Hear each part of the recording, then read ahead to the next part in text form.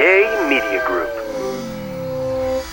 It's just fun. I don't know. It just reminded me of a kid, and all those things, the atomic fireballs, all those things were like a nickel. I sound like I'm 1,000 years old. Remember, like old people tell stories, like everything's a nickel. I'm telling that story. Where like everything's a nickel, just at the concession stand. Hey guys, episode 176. I think I said that right. I just had it in my head. I was like, don't forget the number. Did I say it wrong? Steve McMichael. Don't you do that? Sometimes you're like, okay, don't forget. And I'll say it in my head over and over again. And then as soon as I get to what I need to do, I forget. That's me. I don't forget. But like if I'm reading the prompter and something's coming up and I know it's a hard word. Yeah, I'm right. What's up? All right, good.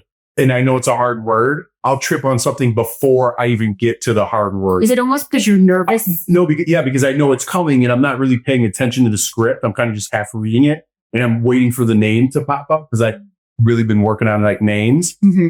And so then I'll trip over something before I get to the name and then I'll hit the name, but by that I already screwed it up. I already stumbled.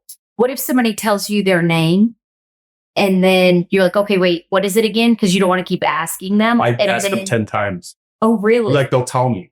They'll be like, I'm Lori. I'm like, oh, nice to meet you, Lori. Like right when I meet somebody, I'm the worst. I'm the worst. Unless I associate it with something, especially like if I'm trying to, like if some things are going fast and we're switching out guests in between commercial breaks. They're like, hi, I'm Lori. And I'm like, all right, nice to meet you. And then like right before we start, they're like, all right, 3 seconds. I'm like, what was your name again?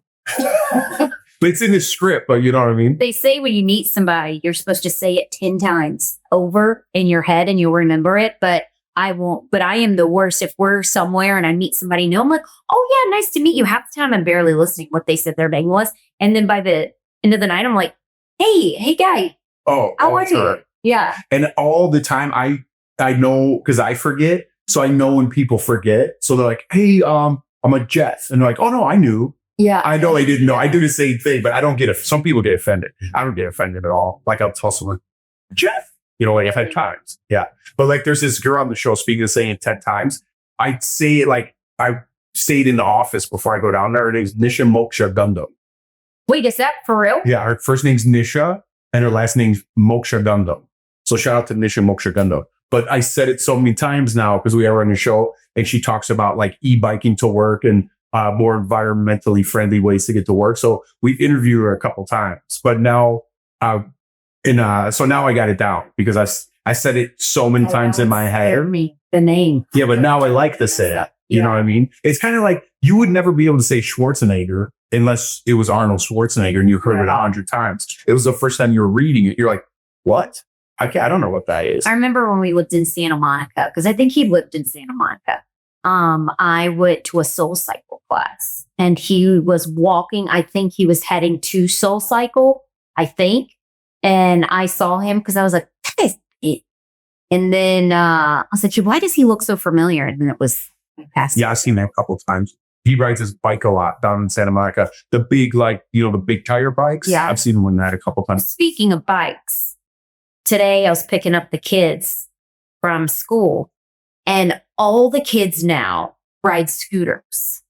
Remember when kids would get out of school, it was you get on a bicycle. Yeah. And you have to pedal and work for that. And when you're going up the hill and you're huffing and puffing and your book bag's heavy, you got to work for that. Now you just hop on a scooter and it does the work. My kids just got scooters for Lawson got an early birthday gift from my dad and he got them a scooter. And then Leighton got one for his birthday. But I'm not letting Lawson ride his yet until I get him a full face helmet, just because those scooters scare me. And but that's the thing. And then you feel pressured that you have to get the scooter because all the kids have scooters and the kids feel left out. So like my kids don't want to ride a bike. They want to ride on the scooters. But do you ever feel that like pressured? Like, oh man, we got to get our kids this because everybody else has it. Not really. You're more of keeping up with the Joneses. No, we're not. Keeping up with the Joneses means like pretending. I don't pretend. We have a golf cart. And it's paid for. Yeah, I'm not saying it's paid for, but that's keeping up. We don't really need a golf cart. Yes, we do. Our neighborhood is so big. And you have a car. It's called a car. Yeah, but when we Don't say it's not fun, but it's fun. I'm just saying we don't need. I always thought keeping up with the Joneses means like you're trying charging everything on like a credit card and you don't pay it. No, keeping up with the Joneses means you need to get everyone. If someone else has everything, you need to get it too to keep up with. Yeah, but I always thought it meant like you couldn't really afford it, but you just charge it. No, I always was. I don't think that's right. Oh, that's It's not like not charging it. I always thought that's what keeping up with the Joneses is. Maybe I'm wrong. I don't know. However you get it, I don't know the exact terminology, but I get what you're saying. But no, I'm not. I feel bad. Like, I don't know. Maybe I am. I do want them to have nice things, but I don't want to spoil them rotten where they think everything's just given to them and they don't have to do anything to get it. I don't want to give that message. Right. Well, they're not like that. I mean, they're good kids, but I just feel like when all the other kids are on scooters, our kids are what? They're going to walk? Who's on scooters? Our neighbors? He's 12. They have scooters. Our kids are 7. No. Lincoln and them have scooters. That's what Lawson rides on the back of his scooter. Oh, whatever. And then all the kids ride around it. And then Lenny and Brian. All right. Name drop it. No, I'm just letting you know. Dropping all the kids' names. Yeah. If I lived up at the top of our hill by our sundial, I wouldn't need a golf cart because I could just walk. But we're all the way down the hill. Speaking of being a kid, I had to shoot today at this. If you guys are ever in the Denver area, I know this doesn't apply to people, but you have it in your neighborhood too. It's called Sister Sweets, and these two sisters, Sister Sweet Treats, something like that. Sister Sweets. I forgot. I was just there. See what I talk about? I just forget things. I was just there 2 hours ago. Anyways, it's a candy shop with all old school candy. So I'm sure you guys have it wherever you are in your neighborhood. They're open up all over. But it gives you such memories when you get back into those shops and you see those candies that you haven't seen in forever. Like Wappy Wafers and Boston Baked Beans, Razzles. You know what I'm talking about? I know Charleston Chews. I know Razzles and I know Biggly Big Chew. The other ones that you brought home. Bigly Chew. Oh, Biggly. What did I say? Bigly. Bigly Chew. I haven't seen that in forever. I know. And then it loses its flavor in 2 seconds. But it tastes good. When you keep just stuffing it in your mouth. Yeah. And they had so many other ones. I can't even remember. There were so many. And I got a bunch of candy from when I used to eat candy, brought it home for the kids to have them try it. You know, but there was just so much, those little wax things filled with juice. You ever have those? And you kind of chew the wax because the juice is in there. No. And then you never saw those flying saucer things? They're kind of like a church wafer, but they have like little balls inside. Dude, they were the best. I remember getting $1. I know the lips that you got eaten, and then that got wax. Yeah, you get the wax in your mouth. Yeah. I hated that. It's just fun. I don't know. It just reminded me of a kid, and all those things, the atomic fireballs, all those things were like a nickel. I sound like I'm 1,000 years old. But I remember going like after a baseball game. It brought me like right back to Norwich Park where I grew up. And like after a baseball game, you get like $1. Every kid would get $1. And you could get so much stuff from the concession stand. You get a hot dog for $1, or you could get a bunch of candy. Wow. I wish it was still that way now. You know, remember like old people tell stories, like everything's a nickel? I'm telling that story. Where like everything's a nickel, just at the concession stand. You know those things that you can get when it's your birthday and it says born in, your mom actually got that for you one year. It born in 1978. What was popular then? How much a home cost in 1978? What was in the paper? Yeah. What was a hit song in 1978? That's like really cool because then you look back at that and you're like, wow. Yeah, I know. Yeah, how much gas was, all that stuff. That is, yeah. I remember being 16 and I don't remember exactly what it was. I know it was like $1 something gas was because $15 filled up my Honda Civic. And I always had to work and I would use my tip money from the restaurant, not my checks, but I was a hostess and I also bussed tables and I would get tips at the end of the night and that would be my gas money and $15 would fill up my car. Doesn't that sound so nice? It sounds crazy. I mean, what are things going to be when the kids are our age? You know what I mean? If inflation keeps going the way it is, like prices, like, it's insane. Everything has went up. If you check like the stats, every single thing, like a home, has gone, the price of everything. I mean, just the simplest things has skyrocketed. The price of everything. And the only thing that hasn't gone up is income. I know. Yeah. It's crazy. You know Mauricio? He's good looking. He's a real estate guy.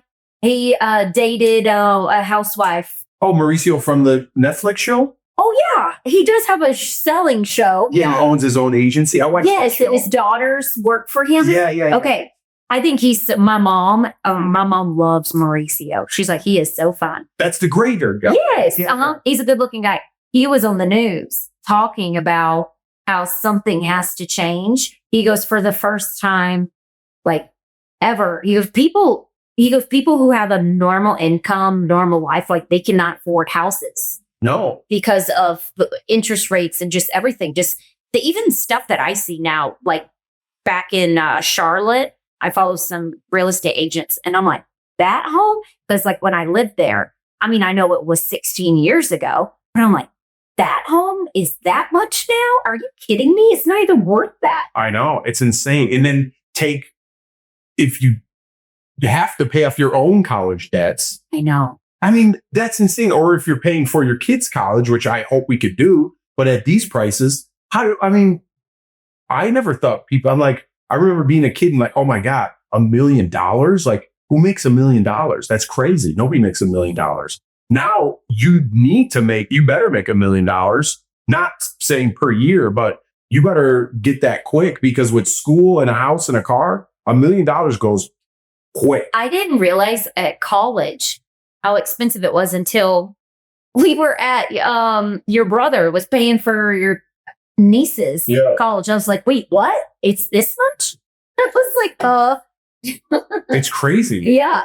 You just don't pay attention to that stuff because you're not there yet. No, but you got to start thinking about it now. Oh, yeah, because it'll creep up on you.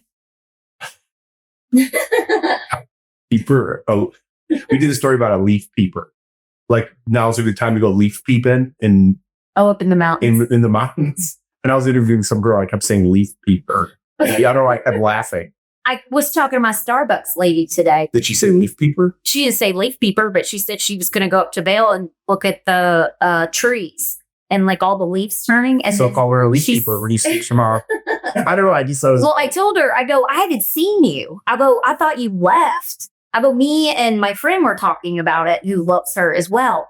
And she goes, no, I'm always going to be here. And I was like, oh, okay. I got scared. And then me and her just have a whole conversation. Like, she knows my voice at the Drive-Thru. So I'm always like, I won't say her name just in case she doesn't want to know, but let's just say all the kids in the neighborhood's names. Don't say hers.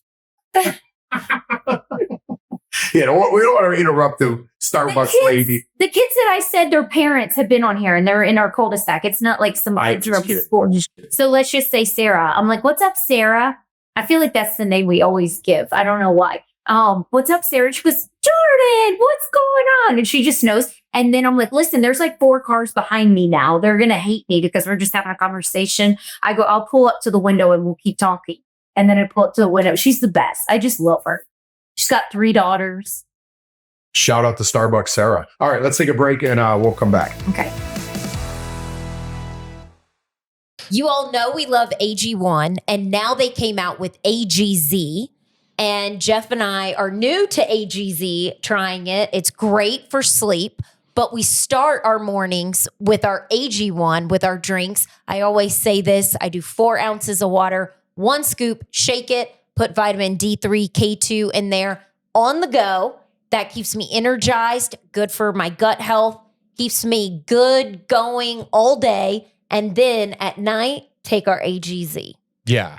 I always start my day with AG1, and now I optimize my schedule and use AGZ at night. Not only does it taste good, it's almost like a little treat because I do fasting and I try to stop by 6 o'clock. And after I eat my dinner, I always want like just a little something that tastes good, maybe something sweet. And now I replace that little sweet with AGZ because you could warm it up, drink it like a cappuccino, or just drink it cold. And it's got that chocolate flavor. It does your body good and it makes you feel good. And it gives you that little sweetness that you need at night. I was just about to say that I love the chocolate flavor. The AGZ helps me wind down at night.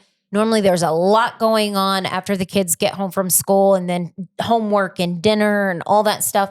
Normally, I really do have a hard time just relaxing. So this winds me down. I have a good night's sleep. And then the next day, I'm ready to go and start my cycle all over again. Yeah, not only does it make you feel good inside, it makes you feel good in your mind. You're doing something great for your body. The first thing you wake up with your AG1 in the morning, and the last thing I put in my body at night is AGZ, which makes me help wake up refreshed and charged the day. If you're ready to turn down the stress and focus on the rest, head to drinkag1.com/togetherness to get a free frother with your first purchase of AGZ. That's drinkag1.com/togetherness. You get a free frother. So go to drinkag1.com/togetherness. You won't be disappointed. And you'll sleep good.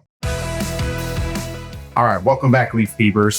I like saying that, but I do like Leaf Peeping. I do like now. I mean, oh my God! If you're not lucky enough to live in Colorado, now it's like my favorite time of year. Fall, put on a hoodie, football season, throw something in a crock pot. You're not freezing at night. Yeah, go up to the mountains and like all the leaves are changing. I love it. It's my favorite. It's like one of the reasons I don't want to move, just because of this time of year. Oh, I know. Well, the kids won't let you. Well, like, Yes. Okay. One thing we did want to talk about, because this is like all in the news, is like hot topic right now. It's all you're seeing is Jimmy Kimmel. I almost said Jimmy Fallon, but Jimmy Kimmel. Jimmy Kimmel's gone. Yeah. And first Stephen Colbert and now Jimmy Kimmel. I'm not surprised. I think we've talked about them a couple episodes back. I was saying, I don't think they're funny. And I think their ratings were down. That's just my own opinion. And I just don't think people were watching his show, because I think it got too political and people don't want to hear politics.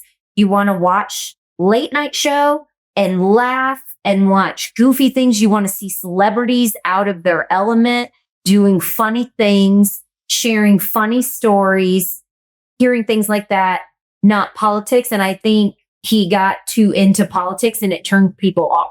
I think so too. Yeah. That's just my opinion. No. Yeah. We were talking about it at work. We always get into some conversation at work. I don't do that anymore. Like talk on the air. We're just like some people in the office, and we got younger kids that I've explained in the office. And when I say younger kids, they're in their late 20s, early 30s, but it's a different generation. So I definitely that came up differently, definitely have a different point of view. And I don't know, we were kind of having that conversation about, I was talking to one kid and he's like, well, Jimmy Kimmel got canceled. And I was saying, well, I think it's because he was given false information. Like he said that kid was MAGA or whatever. And again, I'm just trying to explain the story. And a lot of people are upset because Jimmy Kimmel never said that, is what he told me. And I go, well, pull it up. What did he say? And I actually have it right here just so I don't get confused, because this is what some people are upset about, that people are putting words in his mouth and not necessarily speaking the truth. So you guys could decipher it. I pulled it up. It's ready to go right here. We hit some new lows over the weekend with the MAGA gang desperately trying to characterize this kid who murdered Charlie Kirk as anything other than one of them, and doing everything they can to score political points from it. Well, that was basically the gist of what he said. So saying anything other than them is implying that he was mad at. Mm-hmm. I mean, I don't know how else you could decipher that. Well, because you're in television, I'm going to ask this.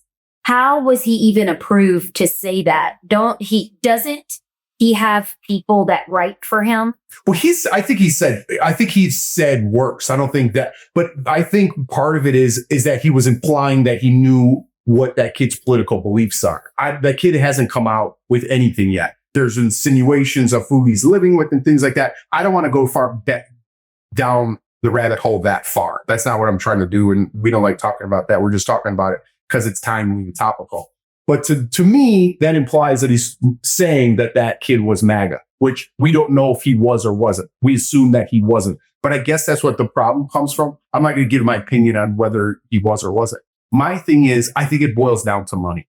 That's what I think it is. You could put it on politics or he was too political, which I think he might have been. I think people are moving away. Even us, I think, talking about politics right now, people are like, oh God, here we go. I think people just start rolling their eyes naturally now. People are overwhelmed and they don't want to talk about that. Or you have a very strong opinion and that's all you want to talk about. we try to roll down the middle. And and when I was having that discussion with this guy from work, we have a very good relationship. I was like, buddy, I think it boils down to money. If Jimmy Kimmel was crushing it in the ratings and making that network a ton of money, I think he'd still be on the air. That's my opinion. Take away politics. I think the end all is money. If you're making money, you can say whatever you want. Jimmy Kimmel's been on the air so much. I think he's kind of his own executive producer. I think he kind of calls the shots. I'm sure there's somebody else there. I don't know. I'm just talking out of my ass right now. But I think when you're there that long, they give you an executive producer credit, which means you get paid a little bit more. Okay. But I think just having Stephen Colbert and now Jimmy Kimmel, but Jimmy Fallon's still on the air. But he doesn't go politics, you know? He more so does. He gets everybody involved and plays games. He's just goofy and has them do goofy stuff and he plays games. And I think I use that example actually today. I'm like, people just want to watch a game show and have someone fall through a trap door. You know, like people are tired. People just want to be entertained in some sort. I do also think late night shows were more the older generation like those. Like my grandparents are in their upper 80s and they loved late night shows. They loved Jay Leno when he was on. And I feel like the younger kids now don't really watch late night television.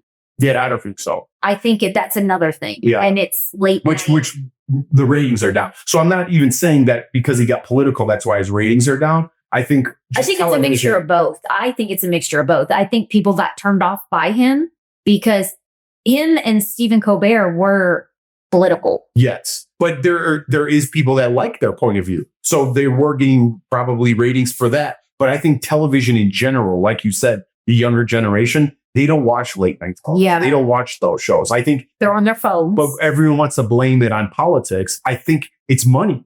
You're not getting the ratings. No one's watching the show and the money's not coming in. But you're paying everyone on that show an exorbitant amount of money, but it's not matching up. So something's got to give. Yeah. And I think people are just saying because he said this one thing, that's why he's old. I think there's more that goes into it than just what he said. Because he's been saying a lot of things for a lot of years. And it's funny because he came from the Man Show. Like I don't even know what the Man Show is. They drink beer and make jokes and have girls jump around. You know, it's kind of Howard Stern-ish. So it was like a podcast before? But it was a show, and I forgot, was it on Comedy Central or something? So was like in a day? Before? Yeah. Okay. So, I mean, it's just funny how, you know, where he started from and where he is now. I think show business kind of gets to, again, I don't know. We're just kind of guessing here. I'm just guessing on what's happening because I don't even know what's happening in the television. Well, you know better than anybody with the networks. If the numbers aren't there, that's all they care about are numbers. All they care about are numbers and making money. And if they are not getting the numbers and money, you're out. But DBL was making money. I don't want to get into the numbers of it, but we were a money-making show and we got pulled. So I don't know. I don't understand myself. So if you're out there confused or formulating your own opinion, I'm semi in the business. I would say I'm not Jimmy Kimmel or anything like that, but I've been doing it for a long time and worked on national shows and other shows. And there's rhymes and reasons why people do things and don't do things, what they think the future of television looks like. Maybe someone doesn't like the show. Maybe it wasn't their idea.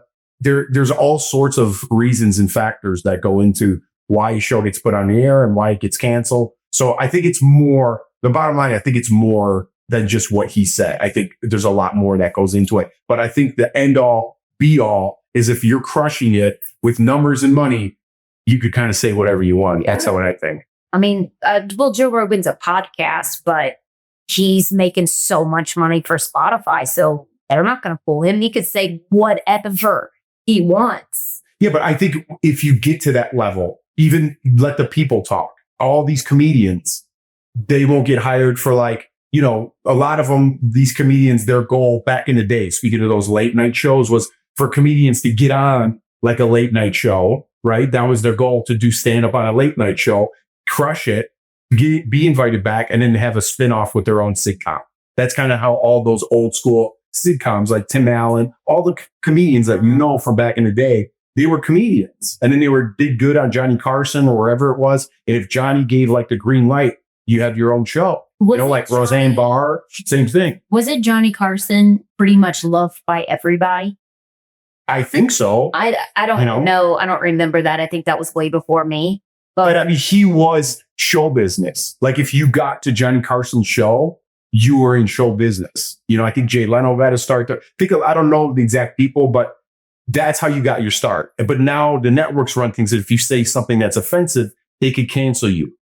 Right? So that was the whole cancel culture. If you grow above the networks and you're a good comedian, like, you know, whoever it might be, you rise above and you can't get canceled anymore. You're selling out your own arenas. You're selling out your own tickets. Shane Gillis made some things. I don't know. He's a comedian back in the day. He's like number one comedian right now. You see him on commercials, I'm sure. He was canceled by SNL because of things that he tweeted about a certain culture. And when he first got on SNL, you should listen to his story. It's really awesome. He got on SNL, called his parents. He's like, I made it. I'm on SNL. I met with Lauren Michaels. I did all the tests. I'm on the cast. Lauren Michaels is the executive producer. Oh yeah, for like 50 years. Oh, I was got on there forever. Okay. So he got through everything, made it, and then like 2 days later, he got fired before he even got on the show because of the things that he said in the past. But I don't know. Someone was offended on the show by it, so they had to let him go. That was during the height. This was the of, like a couple years back, right? When this was everybody was getting canceled. Exactly. Got it. So he got canceled from SNL. Kind of went out on his own. Joe Rogan. He was on Joe Rogan. Joe Rogan kind of gave him a bigger platform, and then he started selling on arenas. And now he's like the number one comedian. He hosted the ESPYs. He hosted Saturday Night Live twice now because they asked him back, and Joe Rogan's like, did you tell him like to fuck off? And he goes, no, I think it's better that I accept that olive branch and move forward. And he was the bigger person. Wow. And SNL was a big person to ask him even to do it. He was a bigger person to accept it and still do the show. So the person that was working on Saturday Night Live, that is the reason why he got canceled. Were they there when he went back? From my understanding, I'm not sure it's the only reason, but I think it was a reason. Were they still there? They're still there. Yeah, they're still there now. I don't know. You could do your own research. Oh. But I just thought that was a great story because when you get like, it just goes to, if you get to a certain level, you could say whatever you want. Yeah. You could do whatever you want because you're selling your own tickets and the people are talking, you know, but these networks are canceling everybody. Now I think it was more the right side they were canceling. Now I think it's the left side they're coming for a little bit more. So it's kind of, you know, everything in life has a balance. Everything equals out. Even if you don't believe the politics side of it, everything balances out. Well, you've always said, the pendulum always swings both ways. You've always said that. Yeah. We're going to take a break, but then when we come back, I want to talk about the Charlie Sheen documentary. Oh yeah. We watched. Speaking of, it was actually really speaking of not getting canceled. That's what I'm talking Everybody about. loves that guy. What a story. Jesus. All right. We'll talk about it when we come back. Okay. All right, guys, I'm super excited to introduce you to our new partnership with Headspace.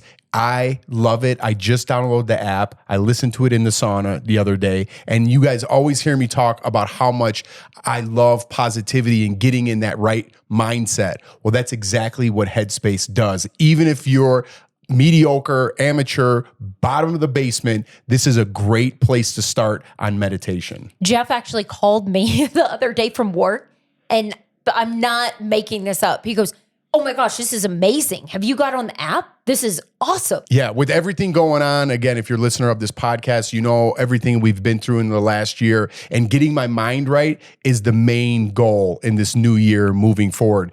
And Headspace does exactly that. I just started 5 minutes in the sauna. I listened to it, and it just focused on breathing. It helps with anxiety. It helps get your mind right.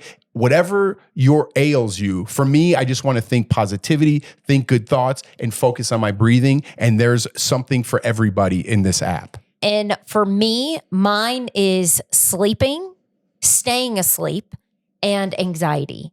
I have really bad anxiety. Jeff and I have a trip coming up.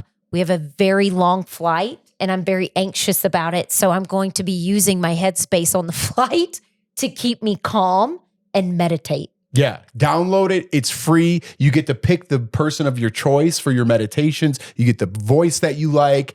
I really love the app because I just started it and there's so much more to go through. Headspace has these quick on-the-go programs that help get us through the right headspace in just a few minutes.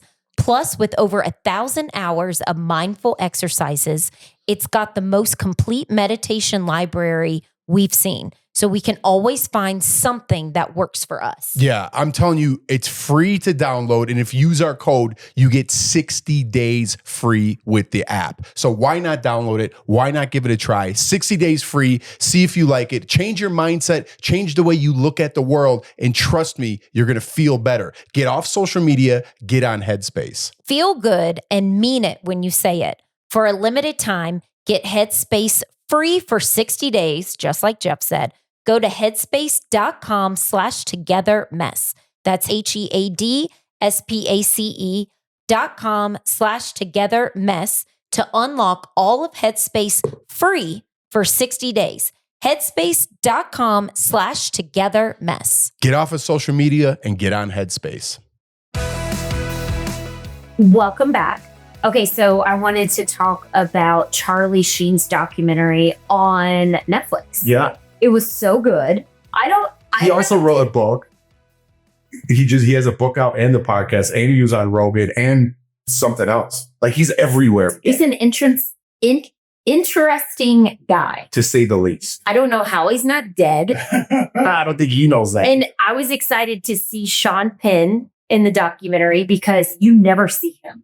If you guys haven't watched this documentary yet, I'm sure everybody has, but Charlie Sheen's got a documentary on Netflix.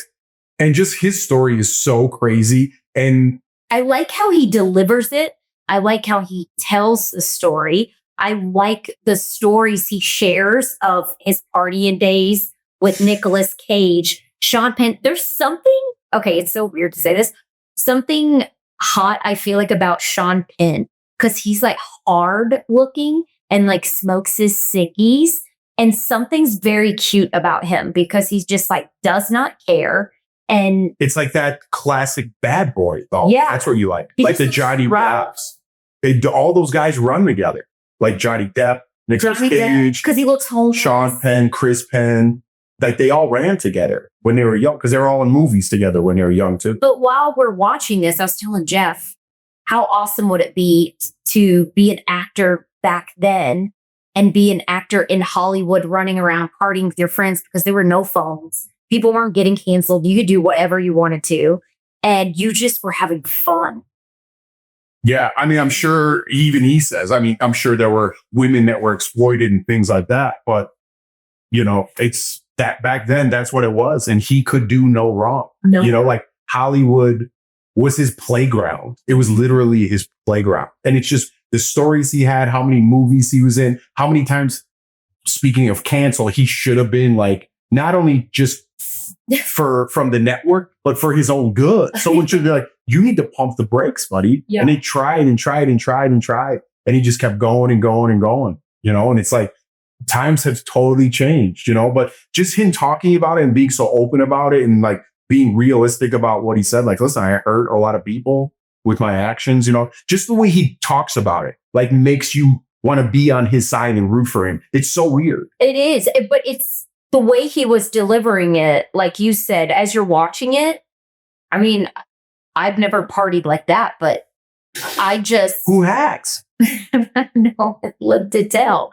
But you're very intrigued. I don't know what it is. Maybe because he's being so vulnerable and honest about everything and his feelings that you're like, wow, you've lived such a different life than me. I'm just intrigued by it. I think that's what it is. I did not know he had HIV. Yeah, I didn't know that either. Yeah. You didn't even know Emilio Estevez was his brother. No, I didn't. They don't have the same last name. And they're way older than me. I know, but I think everybody knows that. You know what else I did love? Emilio Estevez came to DBL. Oh, yeah, Sam interviewed him. Yeah, but you couldn't talk to him. I didn't even see him. Yeah, I didn't even see him. Wasn't he like, because I was like, oh, get a picture with Amelia. Yeah, because I was set, I think part of it was Bert was there, right? Was he? He had. Maybe he wasn't. I don't know. But I told somebody, I'm like, I'm going to yell. Susie comes in, I'm going to yell, Emilio. And they're like, no, you better not. And I'm like, what do you mean? And then I didn't even see him. I think they banned me from like, Sam interviewed him one-on-one, which looking back, I'm done. Like, what was that all about? Like, what is Sam, Barbara Walters? No offense, Sam, if you're listening, but why couldn't we be in there? I will ask her on Saturday. Yeah, we're gonna go hang out with her. Make sure you remember that. What was the reason? I wonder. Yeah, because I didn't even see him. Because I asked you, I was like, oh, how was Emilio? And you're like, I didn't even talk to him. I'm like, oh, you didn't? But I want to say, did I see him? Maybe I did. no, I want to say it was more like he did not want anybody there. And I was like, this guy was like an actor in the 80s. Yeah, it might have been on. Who are you? It might have been on. You weren't, nobody was allowed to be in there. We'll follow up with this answer because we're actually going to be with Sam this weekend. So I forgot about that. Yeah. But I can't even believe they're brothers. They don't look alike. Yeah. Yeah. And you know what I love that I was going to say?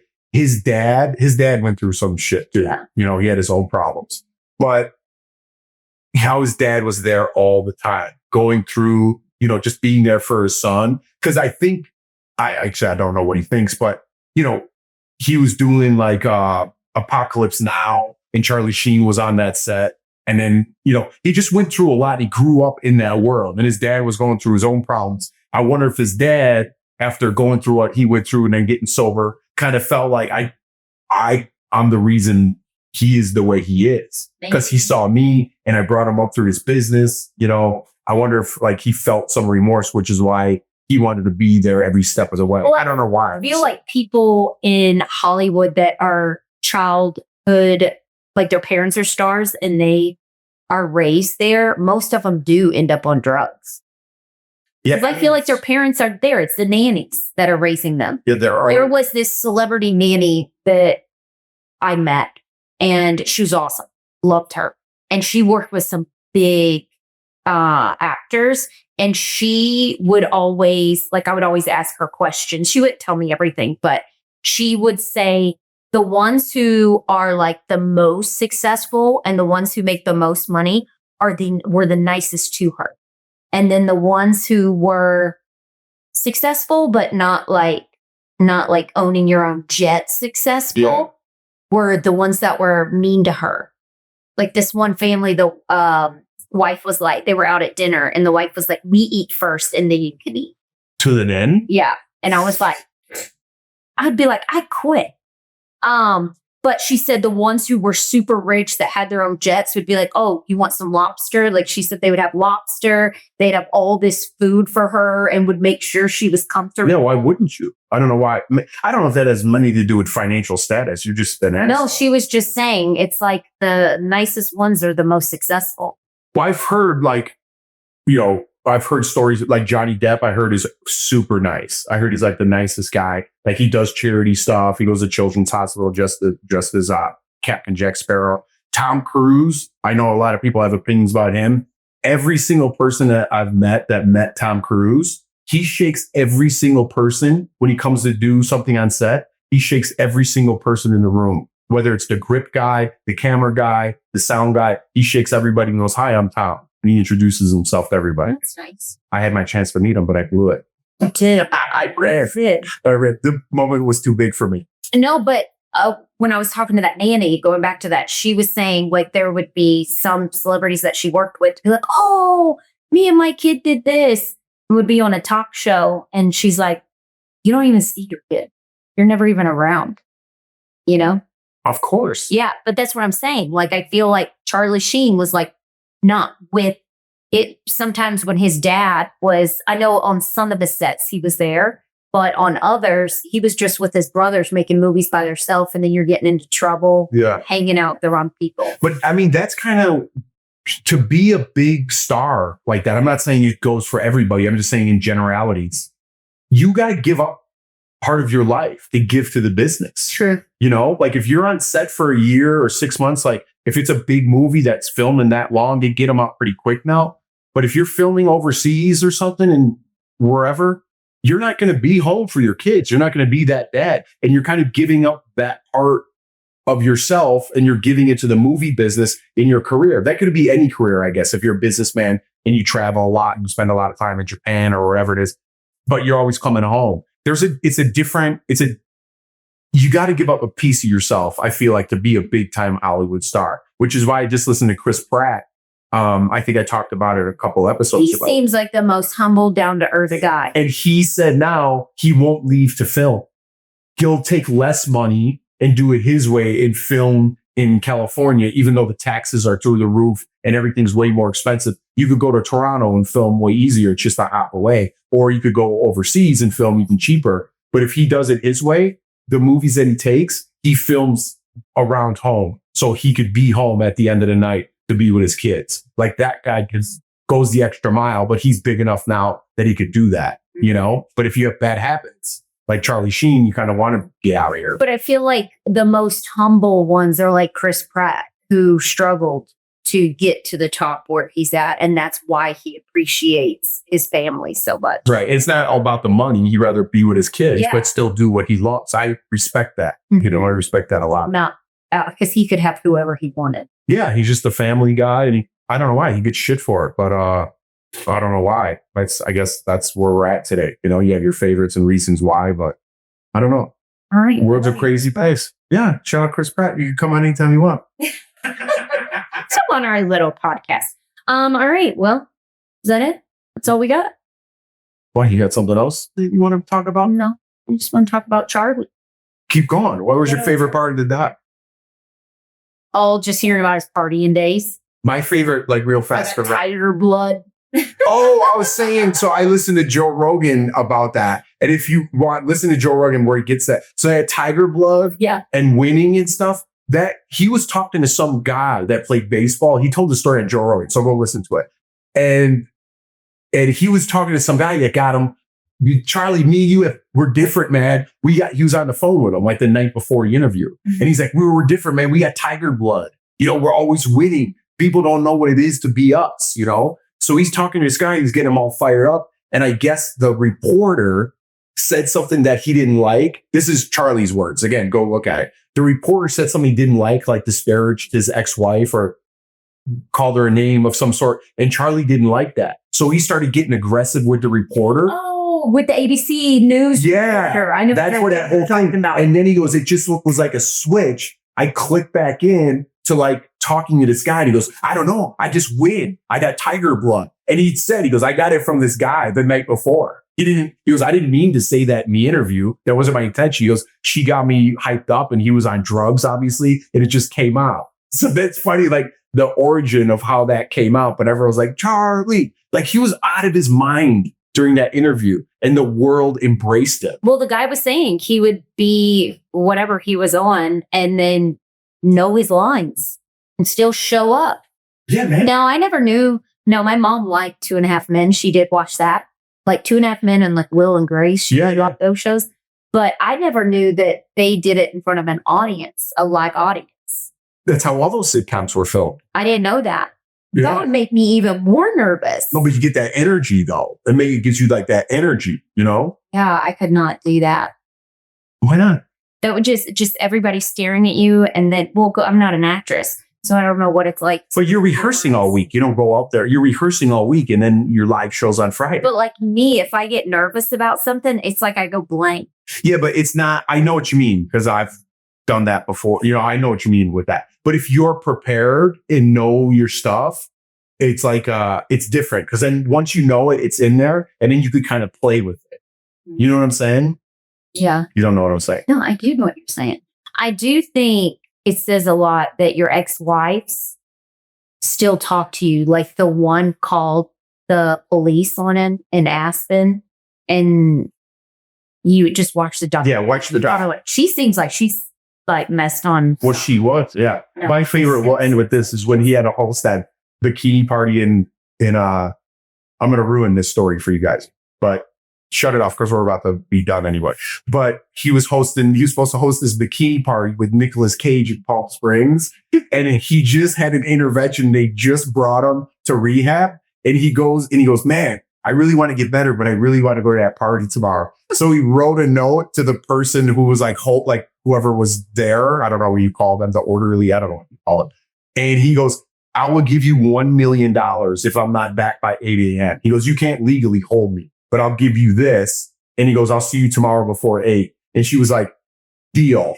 Because, you know, it's Charlie Sheen. You're like, well, he wrote it down and signed his name. I could get $1 million on it as possibly. There's no way he's coming back at 8. And then he said he called Nicolas Cage, hoping Nick would talk him out of it. Nicolas Cage would talk him out of it. And he goes, hey, Nick, you know, I'm in rehab. You know, we got that thing tomorrow. He goes, all right, man, let's go. I'll come get you. And This kid went and partied in the homes of the bikini thing, and he made it home by he made it back to the rehab by 7:40 a.m. And then he goes, I saw the woman. He goes, she was very disappointed, but kind of happy I was back, but kind of disappointed. That's so funny. I mean, the stories. I bet he could do a part 2 and still fill it all up. Oh, yeah. I like hearing all those. I like hearing all those Hollywood stories. All right. Let's wrap it up here. In times like these, it helps to recall that there have always been times like these. All right. Sometimes you look at me, you don't understand that. I was looking at my text message. Riley, I was actually, because I had texted Riley before this, and so she texts back. So I wasn't even paying attention. You told everybody to not even watch because you were going to mess up the story. So people are all logged off by now. There's a couple of people hanging in there. Okay, well, want to repeat? All right, we'll see you guys next time. Yeah, bye.